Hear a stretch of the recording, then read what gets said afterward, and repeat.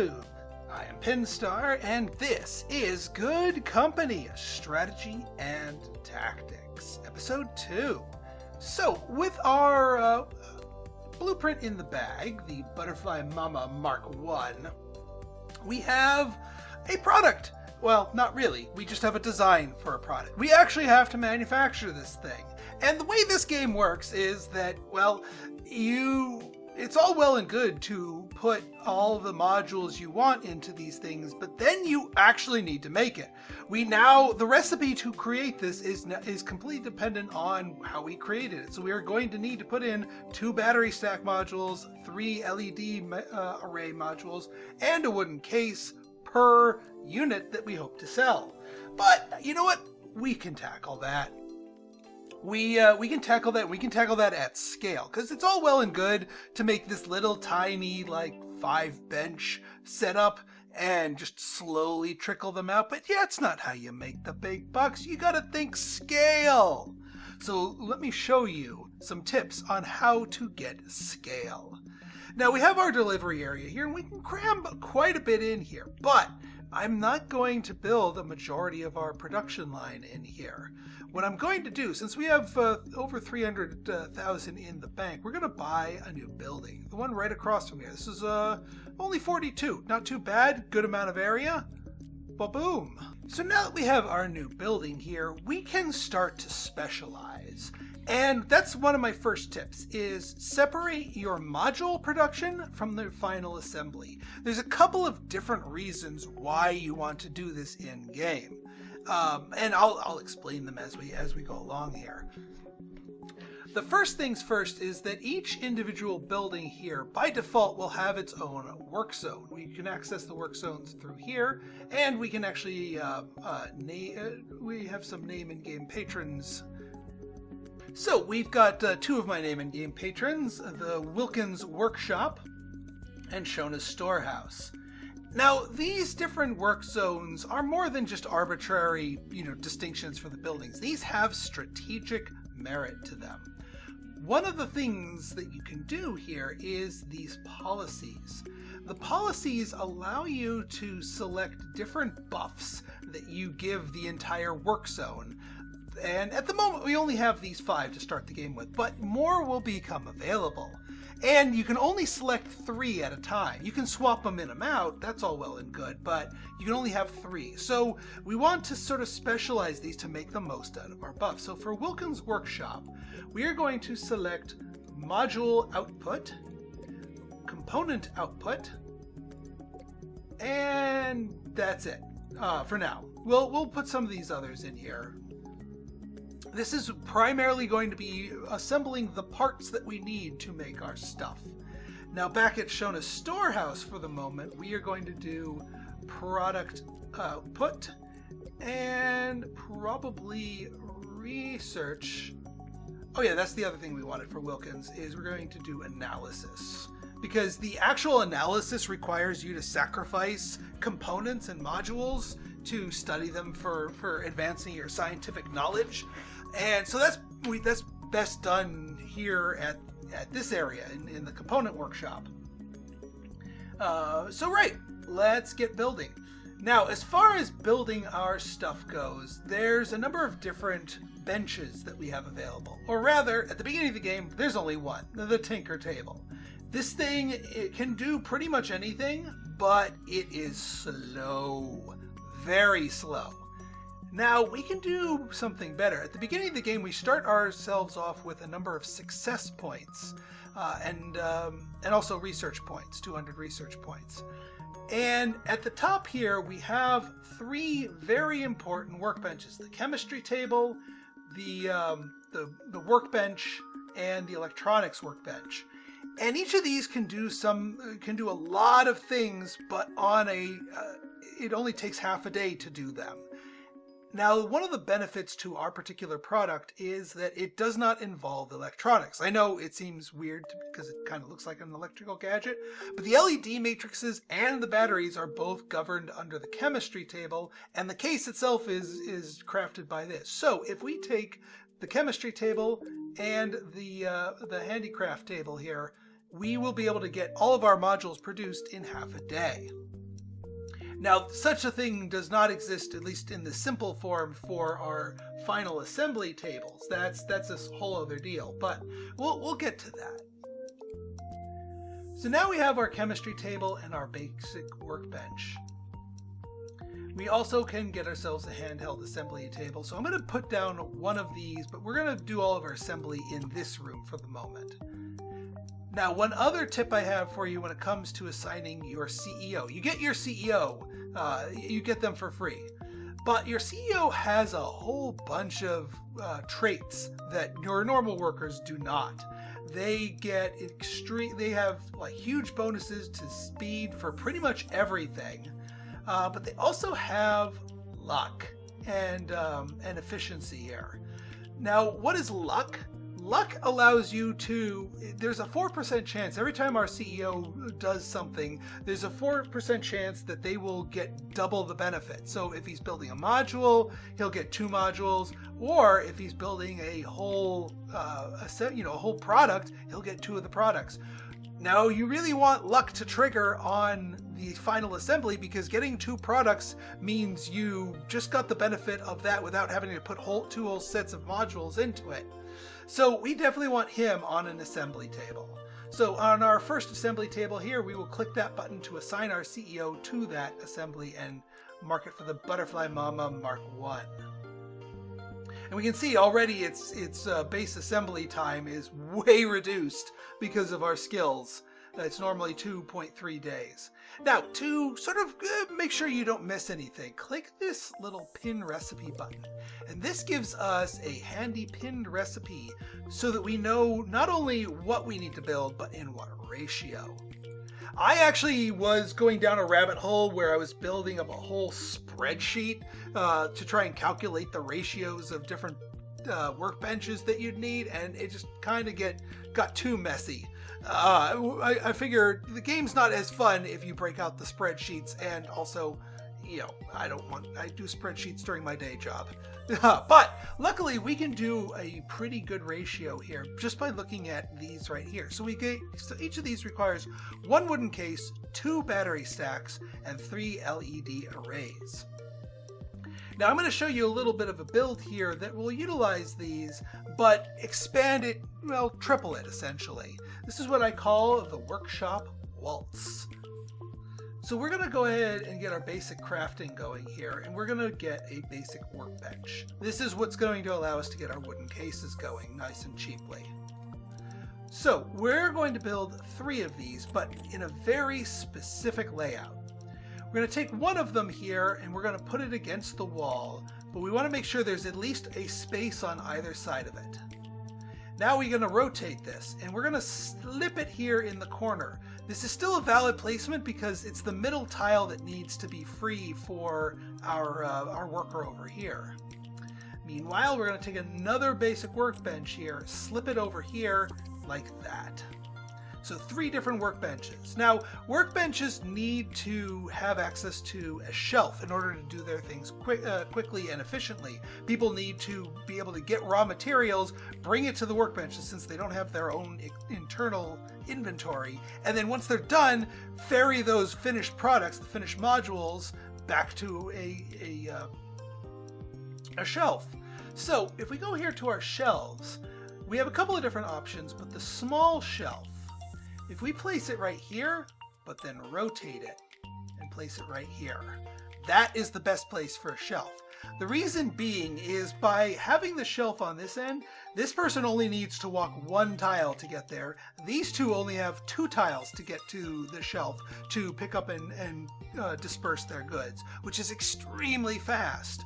Not to mention when we have logistics employees that are going to be taking the finished modules away from this shelf and dumping more raw materials onto it, they have easy access to it on the other side. So they just need to come down the aisle down here and hit the shelf and then be on their merry way. They don't have to go into this little area.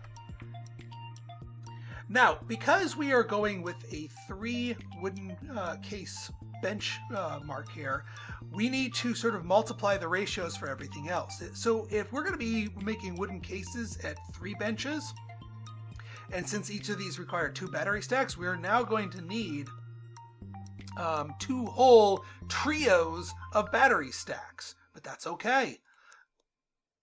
So we go to the chemistry table. And you may need to play around with this a little bit to sort of make sure that they're lined up properly. So we go here and here. Now we're going to mirror this because we need each of these. We want a space in the middle like that. Uno, doso, treso. Because if they were sandwiched together, then the people couldn't get in between these two to pick up stuff. You do need to make sure that people can get in and out of these zones. Now we're going to do our same thing. Small shelf here, small shelf here. Each little trio gets their own small shelf. Now you might say, well, Pinstar, there's a little bit of open space, a little bit of wasted space here, and you'd be correct. So we're going to fill that. We're going to fill that with decorations to improve our happiness. The most cost-effective decorations that I've found are found in the office decor. The whiteboards plus the divider are some of the best candidates. So what I like to do with these is we're going to get a divider, slip it here in between these two like that, and then we're going to get a whiteboard. All 3 of these are pretty much the same. They cost the same and give the same happiness benefit. And put it right here and right here. These 2 will fill up dead space, but people will still be able to get to their important areas unimpeded. So that's a good way to use the dead space there without getting in anyone's way. Now we need to do a few more here, so we'll get the LED arrays, and we're going to need 3 of these triplicates for the LED arrays. And voila, we have our zones. We now have a full assembly line ready to rock and roll. Now, another little tip for speeding up the assignments of these. Right now we haven't assigned all of these things to tell us exactly what we need for module production. So one easy way to do this is to click the eyedropper next to each one. So wooden case, we click that. And now if we hold the shift button, we can now tell them wooden case, wooden case, wooden case. Now LED array. Let's do LED, LED, LED, LED, LED, LED, boom, boom, boom. And last but not least, our double-barreled battery stacks. Boom, boom, boom, boom, boom, boom. Done! Saves you the trouble of having to click on each one and manually assigning each one. But we're not quite done yet. Remember how I assigned this place the analysis thing? Now normally your analysis table will grab and poach some materials off of your production line here, but we actually have a pretty tight ratio. We don't actually want them to do that. We also have some spare space up here. So what we're going to do is we're going to get a couple of analysis desks down here. Let's say, let's get a couple of them, say like right here. Maybe rotate this one so that they're close to each other. We do want to make sure that there is room for people to get through, namely our couriers. Speaking of, we do want to put down a courier pallet that is somewhat centrally located for everybody. So I think a best place for that would be here. Actually, this would be pretty good because this would allow access on all sides, allow people to get around. Yeah, I think that's a good spot for it.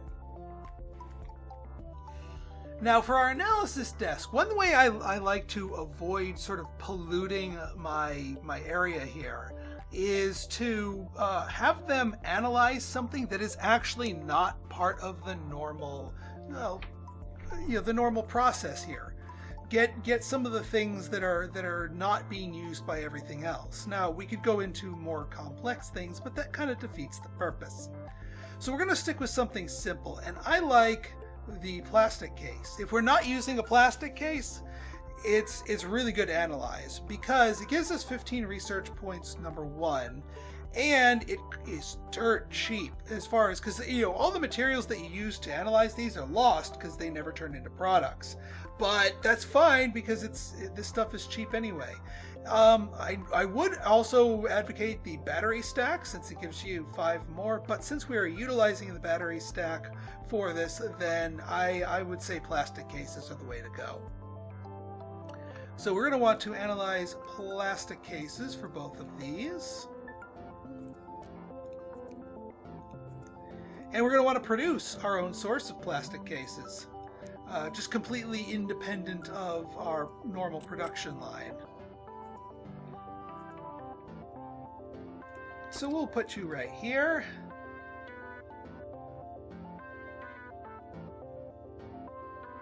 That should be good. And then what we can do is get a corner shelf here.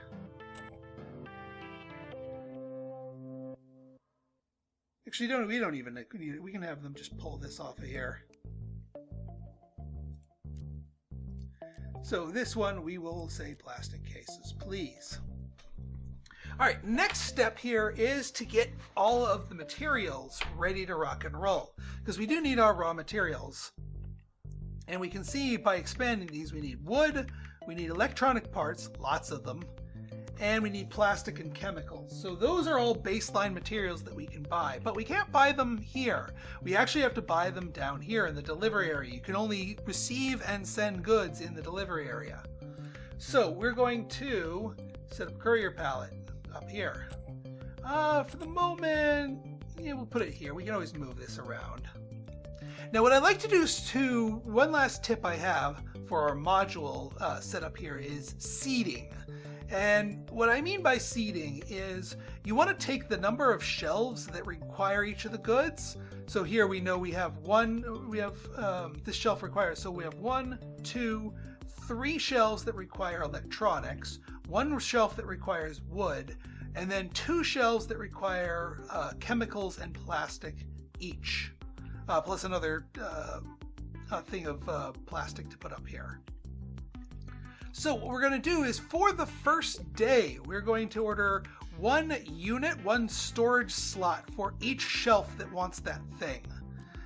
So we're going to do 3 things of plastic, 2 things of chemicals, 3 things of electronic parts, and I think that's everything that we need. Yes. All right, we're going to put plastic here as a logistics only, and then we unpause. I know we haven't hired anyone, and obviously our CEO is going to be doing nothing, but for the moment we just need to wait for the buy order delivery to trigger. Boop, and now we have all of our products. Now, I am not one to advocate micromanagement at all. I hate it. I absolutely hate it. But in this one instance, when you're setting up a new production facility, doing one little bit of micromanagement up front makes the whole thing flow so much faster. Rather than waiting for your logistics employees to distribute all of these goods here, we're just going to pick up the stacks and manually shove them onto the shelves that they want.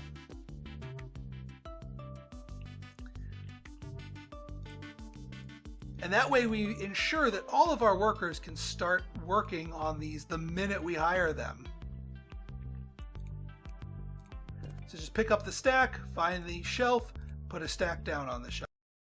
Now we have seeded all of our shelves here with their first round of raw materials. So we're ready to get to work on building the modules. One last tip before I end this episode here is the easiest way to quick hire people, rather than you can go click on here and say, yep, quick hire, but there's an even easier way to quick hire somebody. And that is, we go up here to Employee Overview. We sort by number of employees. And now from here, we have access to the Quick Hire button on all of our stuff. So we just go boop, boop, boop, boop, boop, boop, boop, boop.